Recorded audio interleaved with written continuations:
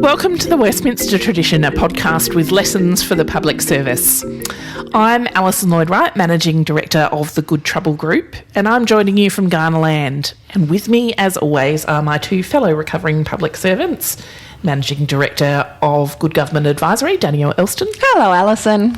And Caroline Crozer-Barlow. Hello, Alison. Today we are talking about efficiency, but not in the way you usually hear it. Not as a code for cuts or as a backdrop to headlines about back to the office. We're asking, what would it look like if public servants led the conversation on efficiency rather than being reformed by others? Because right now, efficiency is on the agenda everywhere. In the US, politicians want to sound like they're going hard. Delivering Optimisation of Government Efficiency Act, or DOGE, promised hundreds of billions in savings, mostly by recycling old plans. In the UK, the Cabinet Office has rebranded cuts as rewiring government, an exercise in modernisation that looks a lot like austerity light. And here in Australia, the opposition briefly floated a return to pre-COVID staffing levels. That policy didn't last long, although it's back in some other unusual form this week, but the idea didn't need to. The seed was planted. This is the pattern. Governments want to sound decisive, and whether it's cuts, consolidation or cleaning up, the rhetoric of efficiency is constant across political traditions and across countries. But public servants are really in that conversation, and certainly rarely leading it. More often we're the subject of it. So in this episode, we want to ask, if it's efficiency that resonates with voters, what would it mean to take that seriously? Not defensively, but built on our own terms. Danielle, you're going to start us off with a better acronym than DOGE. Look, I want to talk about gross, and that's getting rid of stupid shit. I didn't steal it. I've been using that one for years, but then I was fiddling around researching for this, and I was delighted when I found out that without the profanity, it popped up in the US healthcare sector where they used it to give staff permission to point out waste, but they called it getting rid of stupid stuff. Ghost dryer. So they wanted to get rid of, forms no one reads, approvals no one needs, reports that breed in folders untouched, and so they had a gross program. I have also run a gross program, but we weren't allowed to put it on the letterhead, which is so unfair. But here's the thing, when you say efficiency, people brace for a fight. It's immediately adversarial. They hear job cuts, restructures, politics. It's a very different question when you kind of say, what's the stupid shit we should stop doing? And people are like, oh, maybe there is something to talk about there.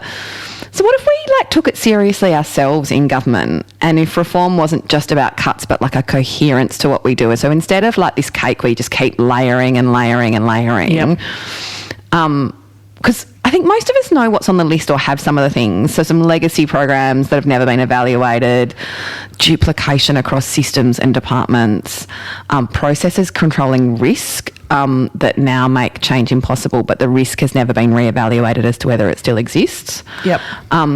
So it's much easier just to add than subtract. Election commitments, new things. I know how to roll this out in time. I've got a traffic light reporting system. No one wants to really be the person in the public service talking about killing off programs and money, unless they're the CFO. But if we don't have a shared practice of stopping, then what I just think the world is showing us right now is someone else will just do it for us. So I do want to talk about how we stop things and kind of what makes that feel so impossible. So I want to jump in with a few early thoughts on that, because I think there's a difference between stopping a process and stopping a function. Yes.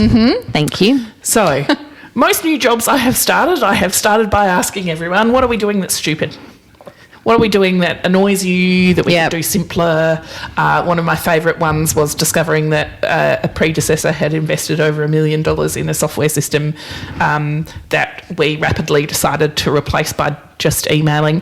And it was better. It was better. Of course it was. Good audit trail. Good. Anyway, let's not go there. People are really quite willing to identify processes that they find stupid and inefficient and hard to deal with. My other experience from being the person in charge of business continuity at various agencies is that people get really, really defensive about the idea that the function that they perform or that their division performs is not critical. So there's this big cultural piece. So well before COVID, we were doing, our business continuity plans. What would happen if we couldn't perform this function? What's the minimum acceptable outage time? Yeah. Right? And there are some functions for which the minimum acceptable outage time is... a day. Yeah, or minutes and hours. Yeah. There are others. Totally. Like, say, a complaints service about... intergovernmental relations. Yeah, which you could I have a feeling you ran that without- process that I was not a victim of your process. You were a victim of my process, Danielle. Yeah. And the part of the agency I had, I found one thing that you could reasonably, that you couldn't live without. Yeah. It's pretty easy. It was the provision of death certificates. Even birth certificates you can live without, but death certificates actually, particularly in things like fires and pandemics or whatever. And people were like, no, you can't put half a page in. And I was like, no, guess what? If we don't do the rest of this, there is a small risk to this part of regulation or whatever else. But, seriously, dude, But people get really defensive about the idea that their function isn't business critical, which I think is part of what makes it very difficult to have some of these efficiency conversations that are targeted at whole functions, right? Is to say there's actually a lot of people who spend all day, every day, getting up, out of bed, getting out of their comfy, warm, cosy bed, putting on hard pants, going into an office to do this thing, and now you're saying that this thing isn't important? Well, I think the thing about that's such a good lens, the old BCP lens. The thing about that is it's also a triage of what's important, right? So in that situation, sometimes it's like it would be not mission critical to keep it going. You could live without it for a month or whatever else. You'd have to probably do a bit of backlog work. Yeah. If you were to live without it forever, that's a different question. Yeah. Yeah, of course. But some of that stuff is about what's the pressing concern. Yeah. So one of the most, I guess, familiar lines for government efficiency is back office jobs versus frontline ones, right? I want to cut a frontline worker. We're not cutting police officers. We're not cutting nurses or teachers. We're just trimming those faceless bureaucrats who sit... Fat, they call it, which I find a bit offensive. who sit in their ivory towers and... Write policies and... yeah. But here's the thing. Someone's got to pay those teachers, right? And someone's got to design the curriculum that they teach and design a system for making sure that we're monitoring performance. So I guess, can we talk a little bit about this assumption in efficiency language when it's political about the distinction between frontline and back office staff?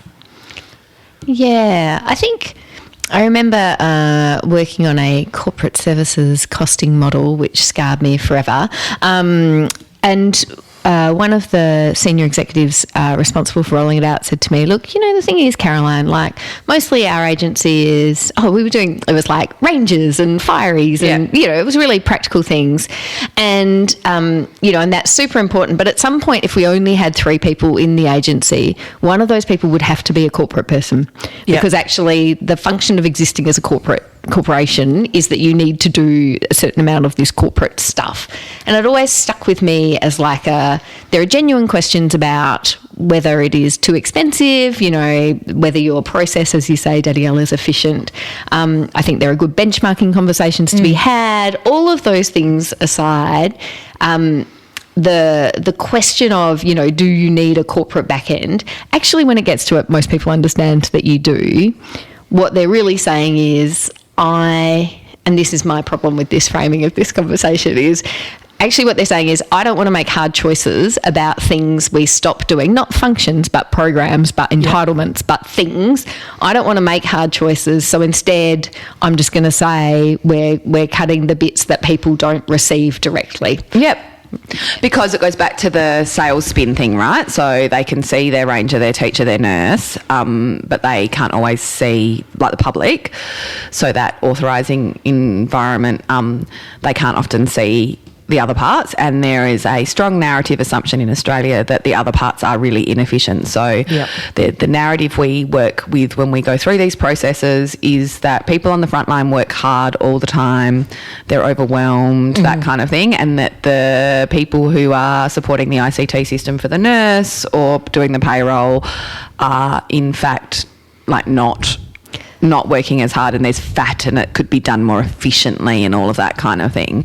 I think there's a couple of things. This always ends up pushing work to frontline services in a way that kind of like defeats the purpose, drives me mad, and often ends up then building micro corporates inside frontline services. So you take away the frontline service and people get to go, look, we run this massively lean corporate area and then people because the nurse does their own procurement, right? And then people like complain wildly for a year about the fact that they are no longer say we need a new system for this, and the department delivers it to the frontline school. They have to do it themselves, and then over time they end up eking out of their budget someone who would do that kind of thing, and a business manager, and then we come back in 3 years later and we centralise all of those people and functions into a central corporate area. Then we say our corporate area is bloated, and then we cut them, and then we start again.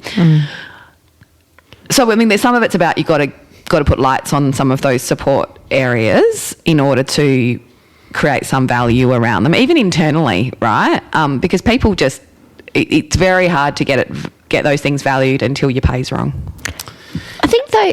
Oh, sorry. No, go for it. I think, so maybe as you were talking, Danielle, I was thinking there's actually two kind of head office functions. So one is your kind of corporate function. Yeah. But I've been thinking a lot about the Trump presidency's abolition of the Department for Education, the Federal Department for Education, which sounds like, oh, terrible, they're getting rid of education. Actually, it only started in the 1990s. Yes, right? I've seen that. And they're sending it back to states. Right. And so often when we talk about corporate head office and the things that are kind of fat in the system, actually what we mean is a layer of kind of middle management, middle control, which is about trying to promote some level of consistency of experience across a devolved system, whether it's a health system or a child protection system or an education system or whatever. And so I think that question becomes... It's not just about corporate fat cats. It's actually a conversation about what kind of service models do we want? Yes. Do we want centralised, uniform, or are we happy with regional variation that can be wild? And again, you see that contractionary impulse backwards and forwards, backwards and forwards. That's really interesting. I was having a conversation with a friend who was raised overseas recently, and he was saying one of the things he enjoys about the Australian education system is how consistent it is from school to school. He's hilarious. He obviously hasn't been to WA where they have independent public schools and their department is so much smaller. Sorry. One of my other reflections on this, and that like maybe it's coincidence, not causation, is that I think this conversation always starts to come up when we're in kind of cost of living, recession, pre-recession, economic conditions, because I think it taps into an economic and job insecurity that voters are feeling. Yeah. And they are resentful of these well-paid, well and consistently paid bureaucrats. Public servants. Yeah.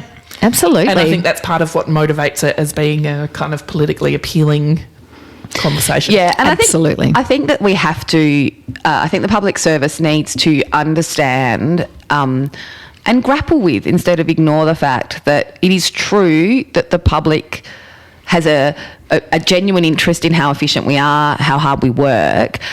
And that, like, it's not untrue that gets lost sometimes. Like, I used to have that story I'd tell all the time about the person on a fixed income who their big pleasure in life was their cat who liked fancy milk, and we got 30 cents of that milk in GST because we're not in WA. And, like, we need to treat that 30 cents with a serious degree of how that woman in Davern would have liked us to spend it and whether it was adding value.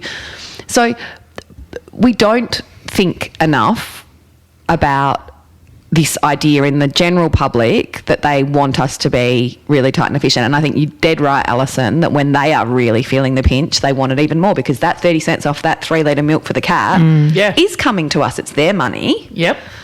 and are we using it well enough? But provocatively, I would say none of this conversation is about the public service leading a conversation about efficiency, and certainly not about savings, right? What we've just described are a range of trends that sort of pull us in a direction. We can see what is happening, but I'm not sure what the public service leadership role in this is, apart from the usual public service leadership role of make sure you're delivering useful stuff, or tell me how this is us leading a conversation about efficiency. Well, firstly, how often... Sorry. No, I love it. I was on the fiery on this. I have feelings. Standing down. Okay. No, I suppose what I'm saying is that, when do you come up with a saving strategy when you're not asked? Right? So how often do you as a public sector leader go, actually, I think we should close this branch of ours. I think the whole world would survive. I think it would free up this many FTEs for the department. I don't think until we are asked to make efficiency savings, we ever do it. I disagree. I think I, as a leader, have always tried to free up internal resourcing to invest in new stuff. So the greatest joy as a leader is being able to try and do new stuff, and recognising that CFOs hate giving you money for it. It's always been a thing for me where it's I look in my business and I think about, well, how do I free that up so I can try and do more over here? That's because you're always trying to do something new. It does count. Yeah. I'm not sure the whole world is falling out of the Caroline Croser-Barlow model of leadership. That is very true. Which is both terrible and sometimes okay. Probably best. Probably for the best. Yes. No. So that's because you've always got a list of new things and the only way you can do them. So your motivation is... Get better. But I want to do something. I want to do this thing over here. And there's no way that the CFO is going to give me that money. So I need to scratch my way through that. Yeah. If you don't have a new idea you're trying to fund and you operate in a very BAU area, whereas you have often had ideas and new things, new places you want to go. I just don't think... I think kingdom making is a thing inside the public service of protecting functions that I think could go. But functions that could go. So this is where my disagreement is, because I think it is not a matter for the public service to say we should stop doing something. I fundamentally do not think it is. Because I think that the ministers went to Parliament and got the money to do the thing, and it is not our decision. Fundamentally, I don't think it's our decision. Wow. Okay. Yeah. I have a real... On paper, sure. Yep. In practice, no. Give me some examples, because I know I'm missing it. Do you genuinely believe that every minister knows every part of everything? Isn't it about giving your best advice? Hey, here's some of my best advice. This thing that's got an authorising line in the budget. I've determined that it's actually got pretty much bugger all value. Let's get rid of it. I'm totally fine with. But maybe this is, we've ended up in a stupid debating quandary where it's a matter of definition. Do I think public servants could go to their ministers and say, hey, minister, I think we could stop doing X? Absolutely, you could and should go to your minister and say that. I think it's more likely they're going to want to do it in exactly the circumstance I was talking about, which is I want to do Y. And so you come to them and you say, well, here's your trade-off, right? I just don't think public servants are the right decision makers for trade-offs. Which is funny because I also really believe in rationing at local levels, so I don't know how I contract. But I think that's because in that context, it's about the government has said, well, this is the amount of resource we're willing to put into a service or a thing, and someone has to make a choice about who gets it. And I think a local person is the best person to make that choice. So I hold two contradictory views. Okay. So I want to let Alison take back control. No. What I want to do is try and figure out, how does that... how does your position then stick through looking at some of these things? So let's look at some of these things then. Let's look at DOGE. Because not only did it promise billions in savings from programs that had already ended, which only an existing public servant probably could have known. Yep. Yeah. But at one point, someone suggested Elon Musk should be appointed to head the review because, of course, who better to, quote unquote, fix government than a billionaire who publicly mocks it? But it's not just the US. Here in Australia, we love a commission of audit. We love to bring in external heavyweights to comb through agencies and recommend savings, as if standing outside the system automatically makes your judgment better. Sometimes it's Treasury secretaries, sometimes it's bankers, auditors, sometimes it's former politicians with a whiteboard and a mandate to simplify. But it raises a few really big questions that I think I can guess where we're all going to land on. But let's start. Do external reviewers really make better calls or just different ones? What do they see clearly that insiders might miss, and what do they get wrong? So I think external review is important, but I wish it wasn't, is I suppose my main position. So again, I do feel like you can get really tied up in the defensiveness of your own kingdom and your own, but I know there are 7 people who'd be so upset and they are quite important and they might complain to a minister or all of these kinds of things. Whereas if you are looking at the whole board and not your own kind of division, I think an external person, I'm not suggesting necessarily Elon Musk himself, but Or the children who work for him. could, like, I think there's an interesting idea about the back to purpose kind of part that can kind of, if you're in it, it's too hard to see what's important and what's not. Like your question around the Department for Education things, it's like it's a big idea to look at like core purpose. And what is nice to have and what is must have. And of course, there's no such thing as a real list of must have versus nice to have, because it depends on what value lens you're putting on it and whether you want consistency and all of those kinds of things. But I do think it's easier for external people, and if not, and then there's the balance for me between treasuries running it. Ugh. Love to treasury colleagues. This is like when we do lawyers and all sorts of things, but again, I think it's external people are like sometimes when Treasury do it, which is like, what's the purpose of this? What's the purpose of that? Why can't we do it half of that? Why can't we pay them half as much? Or why can't we do it like this?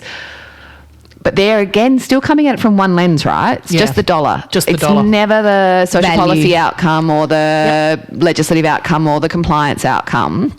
It's the value.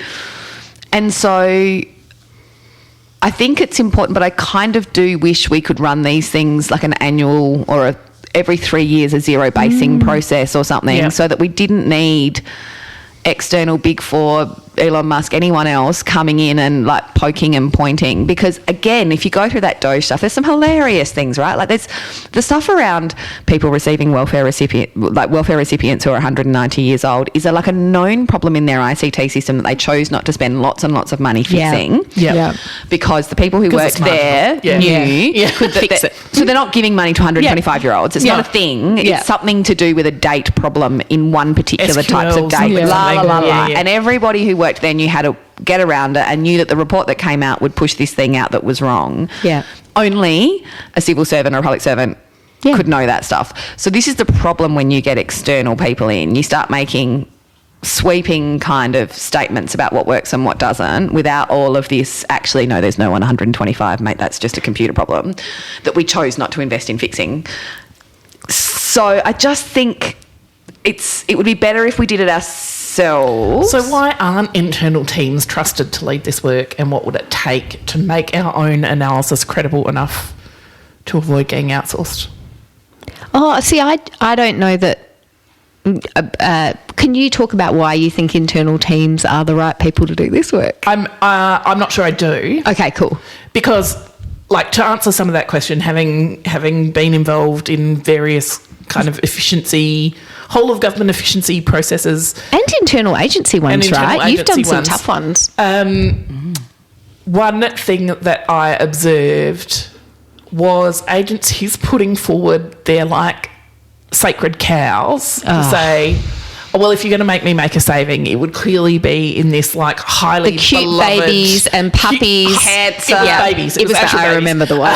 I was trying not to be too specific, but yes, you know, this highly beloved, you know, super positive program. Because if you told me I have to make a cut, well, it's the one. It's the only one I can. And that kind of cheekiness, turdiness. That's such a polite version. No one any favours.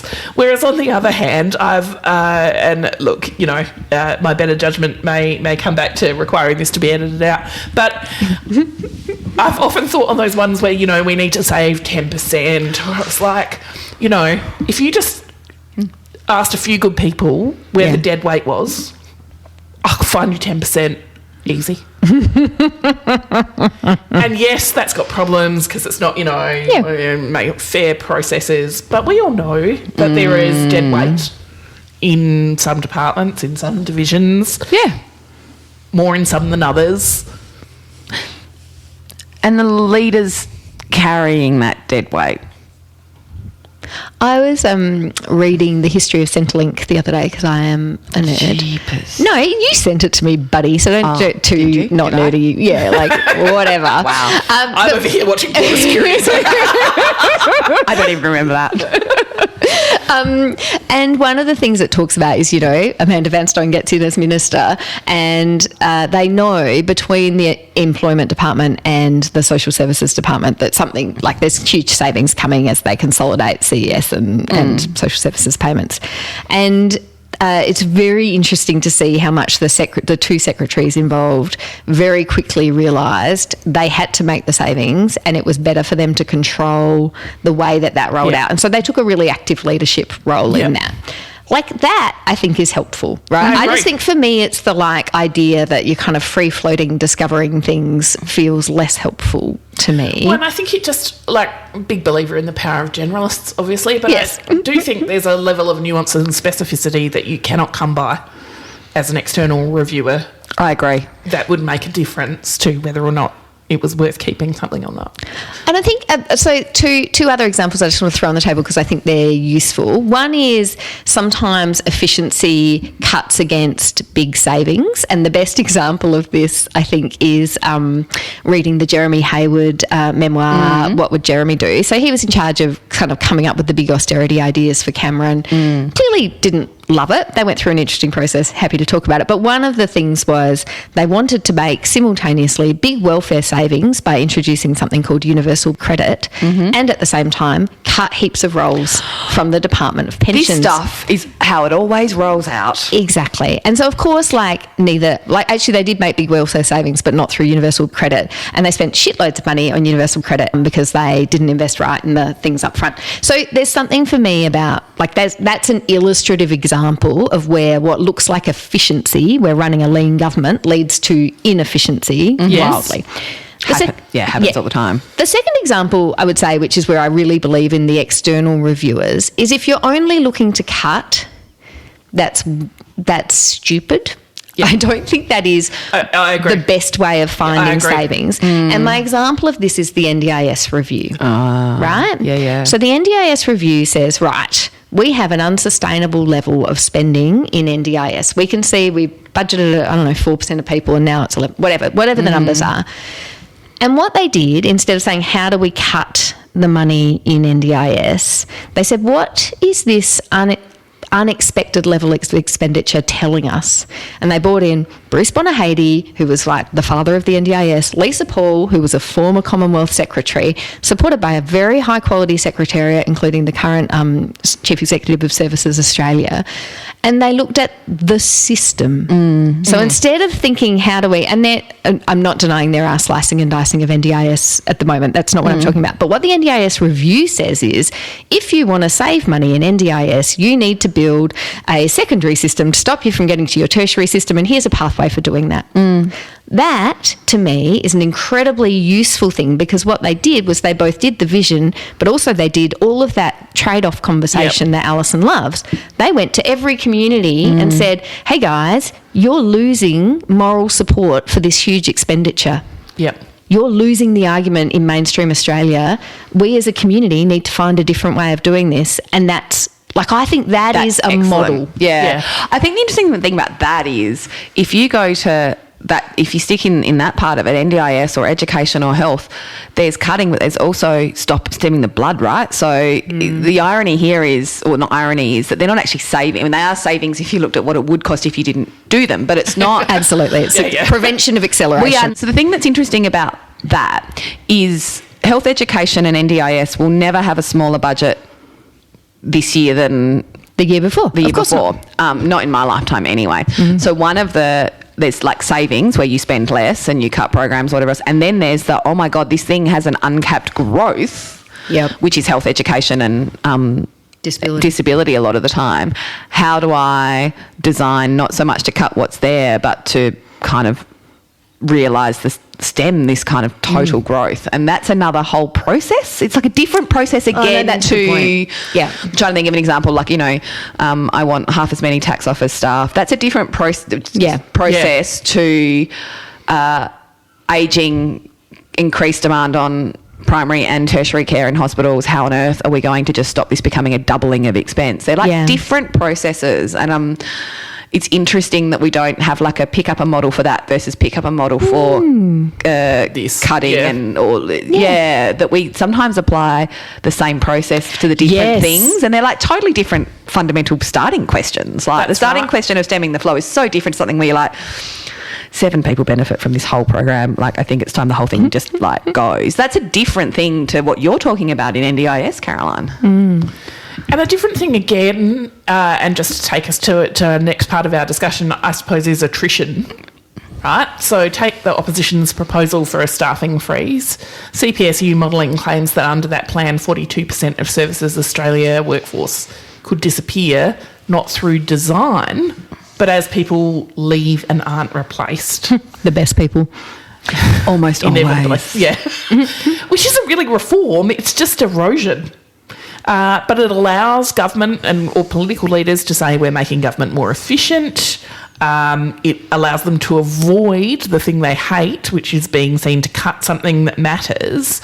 So instead of actual, like, clear decision making, we're just nibbling at the edges, letting things fall off the edge of the cliff, and leaving the remaining people to hold the system together with fewer staff and fewer hours and fewer options. Is there a way that we can stop this nibbling, this erosion? Can we name what no longer serves the purpose and let it go? Can we build a culture where it's safe and strategic to stop things? I hate hiring freezes and attrition because I think, Caroline, you nailed it before Alison had even kind of done the intro to it, which is like the good people leave, the dead would stay.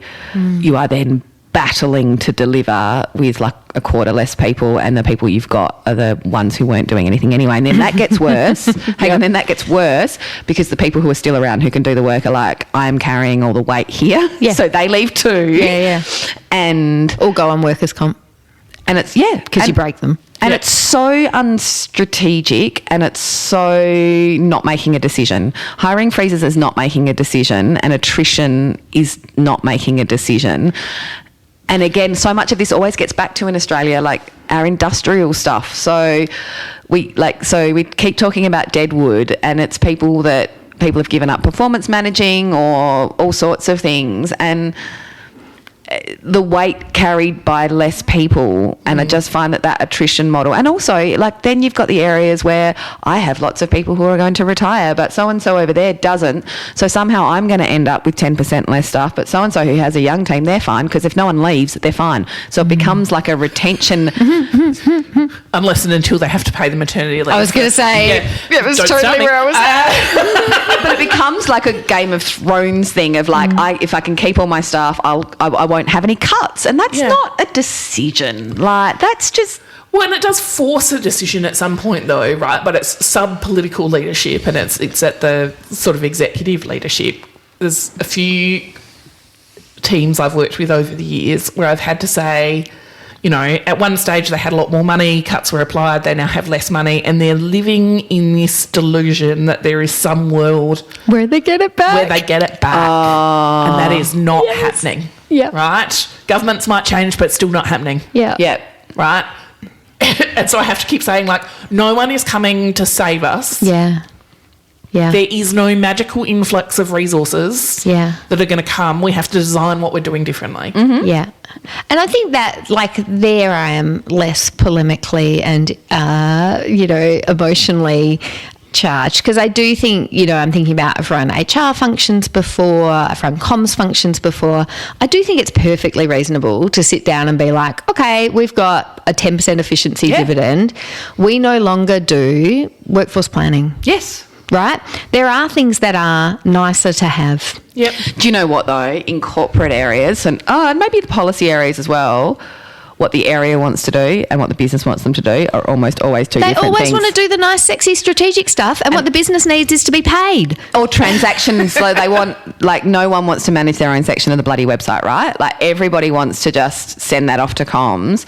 It's true. And the instinct of the corporate areas, particularly the staff, will be, let's shove the transactions out to the business so that we can keep doing org development and workforce planning. And the business is like, no, I just want you to, like, fill out my form because I'd never know the numbers that I'm supposed to put under that payroll thing. And then you end up in those crazy corporate internal cost recovery mechanisms where it's like, and those are so wildly macro inefficient, like they take up so much time, but they are micro efficient for the areas. And that's where I just think leadership is required to say, no, we don't do it, or we do it and we invest in it. But I hate watching areas have to fight for internal kind of cost recovery of things. It's like, either we do it or we don't. This is a stupid model to leave it halfway.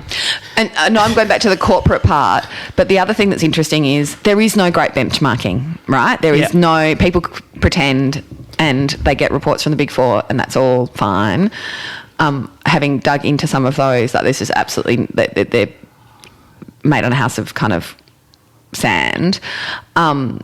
And then there are other areas in state governments that come with Commonwealth money that has like a tied or tagged admin component of it. Mm. And that is usually much higher than state governments actually spend on their central and corporate areas, which might say something about what the Commonwealth deems to be a benchmarked amount of money for that stuff.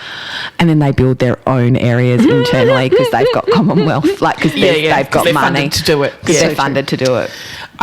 Hilarious. Once had a Big Four come in and do a review of corporate services, and it was about working out, you know, was there any duplication? And my favourite part of this is they found multiple people across the business who spent some or you know, a part of their working life doing FOI.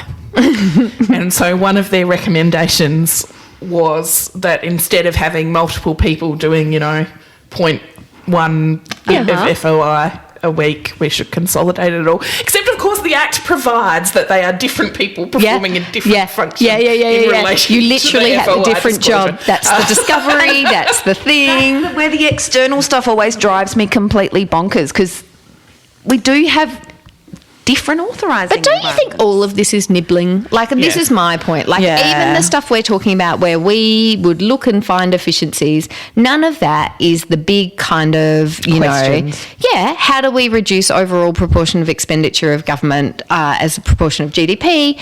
That will only be done by making different choices about what we deliver. Mm-hmm.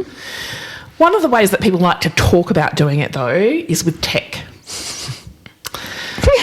In the current UK, what? These computers again. Just because there's like no one who in the public service ever says tech equals cheaper. Like, that was why I laughed. Sorry. Sure. But you're right. But Prime Minister Starmer does. Sector role where a new ICT system is supposed to, you know, create major savings, and at some level that was at the heart of robo-debt, right? Mm-hmm. Yeah. A new system where the computers were going to do the averaging, and that would mean... Well, and it sort of... No, it didn't. No, it never did it? They named so many people. Yep, no, take that back. It never did. It was never meant to save people. It was, anyway, meant to identify more non-compliance. And in the UK, they've got this whole approach, you know, rewiring the state. So shout out to the person who finally found a new way of saying modernising the public service, a better, more efficient public service, transforming the state. Like, rewiring is, like, it's the first time I've heard a new stamp in a while. So, like, yay to the comms person who started calling it that. Brilliant. Best of luck to those who are going to have to do it, but... Can digital transformations ever deliver what they promise, or are they just creating new types of work? I mean, they can, and we have to do the work. Like, we have to digitise and automate and all of those things. The first thing we do wrong with this one is wildly misunderstand how long it would take to get rid of the people. Yes, every time. Every time we think that we'll roll out the system by November and we will no longer need 10,000 people to run it now, we'll need 4,000 and all of those other 6,000 can leave on the 1st of whatever. And it's like, oh, guys, never works like this. And so then you've got like this forward estimates problem and all of that kind of thing. The other thing is sometimes it works at scale, it can work all right. I was just thinking about this one as you were talking, Alison, which is I once got saddled with this half-through project where we were going to digitise a system and a process.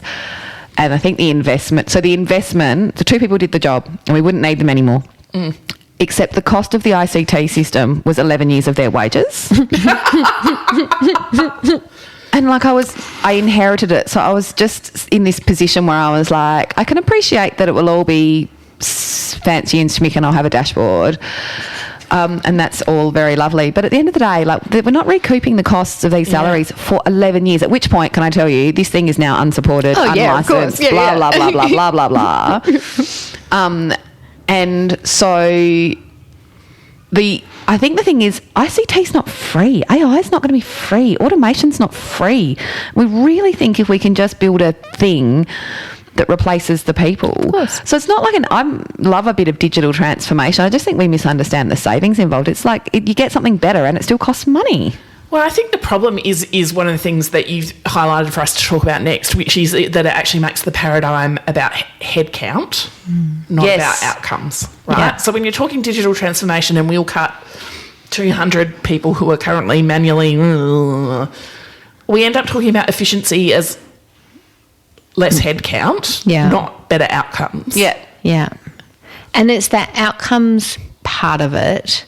I feel like I'm groping towards something here. So what, one of the big uses of AI that Keir Starmer is very excited about is that you could free up NHS doctors' time by letting them do their noting or whatever. And that seems very helpful and good. You will never save money from that because the kind of queue of people waiting to receive NHS services is going to grow. Well, no, is already unmet. Sorry, yes. There is already unmet demand. And then aging problems. The demand will just eat right it. Exactly right. And so one of the one of the kind of perennial conversations in government is why don't we ever invest in early intervention to prevent more expensive later tertiary applications? Child protection's a classic, catching at the bottom of the cliff, whatever. And the reason is, I think fundamentally, that we know that even investing in early intervention, there is still a wild amount of unmet demand that we're not getting to currently in the tertiary system. So we're just going to get to different kids, right? So for me, I always think, and this, Alison, is so up your alley, it is about framing off the trade-off. Right? Like we need to say we do a certain amount of tertiary, we do a certain amount of X, whatever X is. We're freeing up capacity to do a bit more X, but we are investing over here. And we recognise there is still going to be unmet demand. Yeah. We find that the hardest thing in the world to say out loud. We are not going to meet the needs of everybody in this group all the time.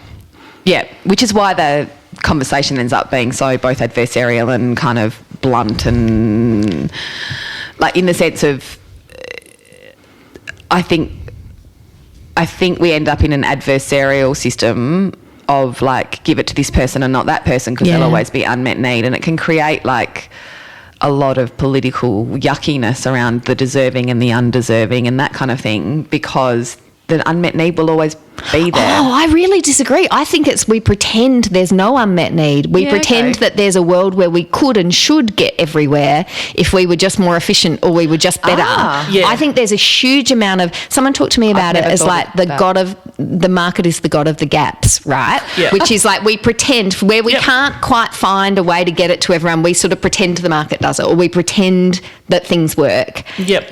I think we allied the people who miss out. I get that there is a 5% of people who are happy not to get anything because we're like awful. That part I get, but more generally. Yeah. Well, and that then like various kind of error, mistake and mishap is assigned as like a demand versus supply problem, right? Like, so the reason that kid died was otherwise known to child protection. Yeah. was because of the insufficient application of tertiary services. Right. You know, we didn't have enough supply to meet the demand. When in fact, that's not always the reason. No. I'm really interested to see how the UK goes. So I'm really fascinated about their AI and digital transformation, and there's a huge multi-billion pound fund for departments to invest in this, which is, of course, what you do need to make this stuff work. Yeah. Because the other one is always like, well, we're going to pay for it out of the cut staff, and we often do that. So you've got to have big investment up front, and it has to be kind of time limited money that you can get and use, and then you can kind buy of your reform, recalibrate your workforce. The thing that I think is really interesting is that the UK is reasonably digital. Australia is incredibly digital in government. When you look at the US, the thing I find really ironic about how they're going about this kind of the federal government, the DOGE components and all of that kind of stuff, is they are incredibly manual payments, checks, no computer systems talks from states to national governments, and so everything is like a memo and then a transfer and all this kind of stuff. If there was one government in the Western world that could really use massive digital investment to make it more efficient, from what I can see, it's actually the United States that could find, because they run such a locally based thing, integration is almost impossible. And yet they have like very little interest in this kind of thing. Or they certainly don't. I'm not just talking about recoding the state. Yeah, I'm not just talking about Trump generally, but it is like it's really odd to me that there's a massive gap in the United States between the private and the public sector in relation to, which I just don't feel in Australia in relation to, I mean, there's always a bit more investment. A bank can save more money and they're always going to want their app to be the best app and all that stuff because they've got to get customers. But as a general, we do all right with digitisation. Like MyGov does actually work quite well. Online services work quite well. We do invest in them. So I'm really interested to see how the UK go, but they are already reasonably good at it. Just an aside, Denmark's getting rid of the postal service. What? Wow. So the last letter will be delivered on the 31st of December this year. It's the most digitally literate place in the world. Yeah. They've invested really heavily in vulnerable cohorts. How?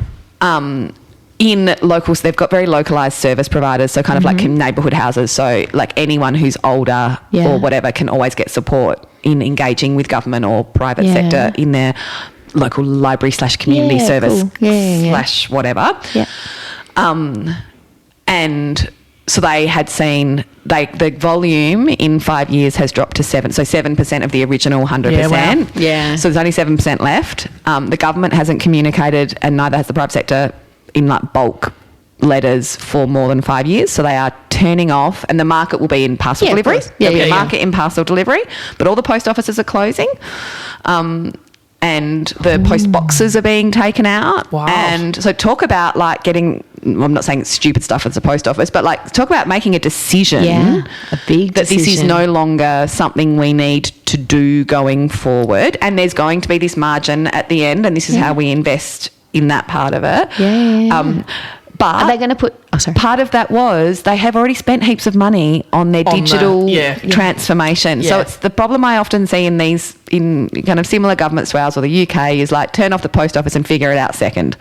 Whereas these guys have already done all the lead up, and it's been met with like a never mind. It's all plans good for turning it off in 10 years and start now. This is fascinating. We need to dive into that. Yeah. Well, I don't think we do enough kind of, we might want to turn this off in 10 years. Right? Like, what is that future position? Yeah. And then work back from that about what would we need to stop now. That's a good segue, though, to the last bit, which I want to talk about, which is kind of the industrial elements, the role of unions.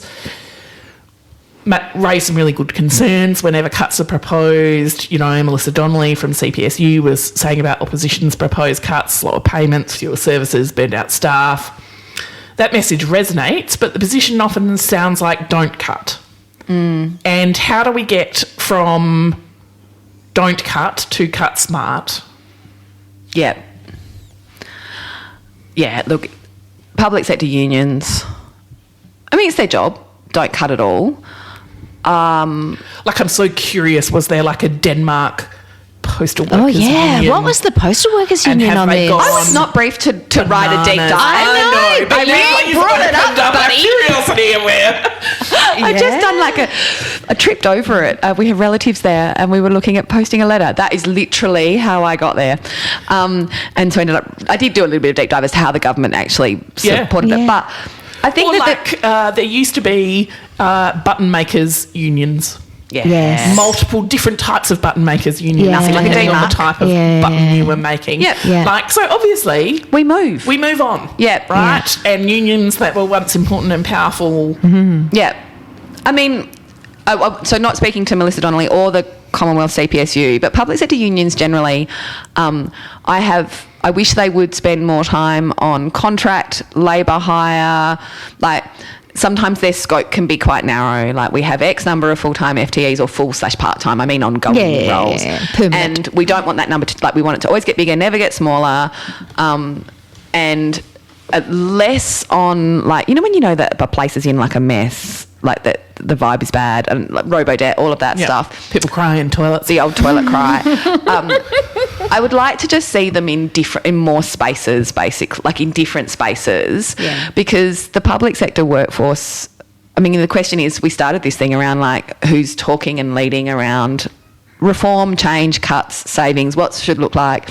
The only voice of the public service is unions, and So why aren't they talking about it's not a super sophisticated like it's what a reform and efficiency could look like Right, in a way like, that is industrially sound? Yeah, like it's, you know, it's all, I mean, I think it's a great line, like to start going, and it's politically works when you say, well, there'll be half as many people on the Centrelink phone line, and everyone who reads that goes, oh my God, I've only had to ring them twice in my life, but Jesus, how could you do it with half as many people? Exactly. So that works for them, and I get that, but I would like to see them step into the space of like, how many do we need? What's the work? Like, what's the work? The thing about headcount is it's nothing to do with the work. Yeah. So if you back design, it's like, what do we have to deliver? What's the shortest amount of time a phone call can take? How many people do we need to do it? The way we do this thing with headcount, when we start picking numbers out of the air and going, we're taking 10%, we've got an efficiency dividend, we're getting rid of 10,000, 5,000, a million public servants. It's nothing to do with the work. Yeah. Yeah. That Or the people outcomes. expect. Yeah. That people expect that work to be done. All right, let's bring it to a close. Everyone knows that we know from agencies we have been in that there's stuff that you could stop doing. There's reports that are being produced that no one reads. There are programs past their use-by date. There are approval processes designed for risks that no longer exist or are no longer significant. So the question isn't whether stupid stuff exists, it's whether anyone feels safe enough to stop it. So what permission would you need to stop it? You need a good argument, firstly. Like, not so much the permission, but before you go anywhere to ask them for permission, you're going to need a really strong set of, like, what will change, who will lose, who will notice, that kind of thing. And I think this is where those external narratives, if we go back to kind of, in a coming episode, we've got Amanda Vanstone on, the narrative of your government makes a really big difference as to what you can do. And so if the narrative of your government is, very much about efficiency and kind of bleeding every dollar, then you have so much more authorising to go around and say, here's my kind of dereg ideas and here am this actual team could probably not exist anymore. And so, but that's when you've been, like that's when the narrative is set for you. It is trickier when the narrative is, like I find the narrative of we're not really cutting, we're kind of cutting, public we're cutting, unions we're not cutting. That's the really tricky part, I think. That's where the external narrative, you're like, well, hang on, what is my authorising environment? They've told the newspaper that they're definitely cutting in public service and fat cat. Then they've given us a message internally which is like, no, nibble, it's fine. Just attrition, a bit of this, a bit of that. And that, I think, is where it's really hard to start putting up more, there's a loser to this, but it's probably a good idea kind of thing. How do you reckon you do it, Caroline? I mean, I think we talked about this before. I think you start with what are you trying to achieve on the positive side, and then you talk about what you are offering to trade off. Yeah. But to your point, Danielle, like I'm really struck by that narrative point, which I think is kind of where I was, where my big feels were, because I just think it's actually a matter of what does the government want to do. And if the government wants to pretend that it's not chopping anything, and then it's kind of your job to go along with the pretense of not chopping anything. And then you get into an Oakden situation where your job becomes monitoring the risks of the nibbling to make sure that at some point, and you can't say it too early, but at some point you say, right, now we've actually nibbled so much that we're unsafe. Yeah. So I think like the job is different depending on what your authorising environment is. And I think a really good leader and can say to a minister, you are leading us to a path that in 10 years' time is not going to be the best, and let's try and think about where we can try and find some trade-offs and try and kind of actually reshape. But like ultimately it's not our decision. We work for ministers. No, and just a last hint and tip for those who might be kind of grappling and facing with some of this. I think it's so cyclical, right? So there are some jurisdictions that have grown their spend over 20 years and people have gone from juniors to really big senior, and they've never had to make a 20% cut to their division or whatever. And then there are other places that, you might have done it 3 times in a cycle over kind of 15 years. Rebadging all your roles as frontline service is like something that happens. And look, there's some merit to it, which is, again, if you call the story, and this is that thing where it's like if if everything sounds opaque, and lots of jobs in the public service sound opaque. Do you know the jobs we always go back to the table? Nurse, teacher, ranger, because you know what they do. A job in a children's book. Yeah. Yeah. Yes. No, seriously. I know. Yes. No. It's why when you talk to children and you give them all your old jobs, they always want you to go back and work at McDonald's or whatever, because they're like, I know what that job is. I know what that one is. Yeah. And it sounds really cool. Is be careful what you how you frame up your names and your teams. Not be careful, but like if they deliver something important, give it a name that kind of says that. Yeah. Payroll officer is a job we don't have anymore, and yet we have to pay everybody. Yeah. And the job used to say, that was my job. I pay people. Yeah. And so it makes it harder to it makes it clearer what decision you're making when you name things what they really are. I have a second piece of advice, which is depending on whether you are in a long-term austerity cycle or a short-term first-time government in who want to do a hard budget first up but then probably won't follow through. From there. Yeah. I think there are always short-term savings to be found. And I think don't be afraid and don't think it's cheating to go and find those short-term or one-off savings. So, a timing of the money that delivers a $10 million saving because you've switched from a half year to a full year or whatever, and actually it has no consequence, but it does deliver in the forwards. Yeah. That's not cheating if the government isn't willing to make different and harder decisions, right? Yeah. So, don't be afraid to go for those things that feel that aren't structural. Yeah. Because if they're saying nibble, that's a nibble. Yeah. Yep. That you have pointed out the cycle of it, though. One of the most common cycles is new government, I'm going hard so I can put something away for my final year heading into an election. That's the most usual budget savings cycle of an Australian. Agreed. Aside from generational changes that happen every 4 or 5 governments. All right, well, that's it from us today, and a shout out to every public servant around the country quietly holding their breath right now, navigating caretaker conventions, preparing for IGBs, and wondering what the next government will think about the work that you do and whether you'll still have a job doing it. This conversation about value, about coherence, not just cuts, matters now more than ever. Till next time. Just some appropriately bureaucratic disclaimers.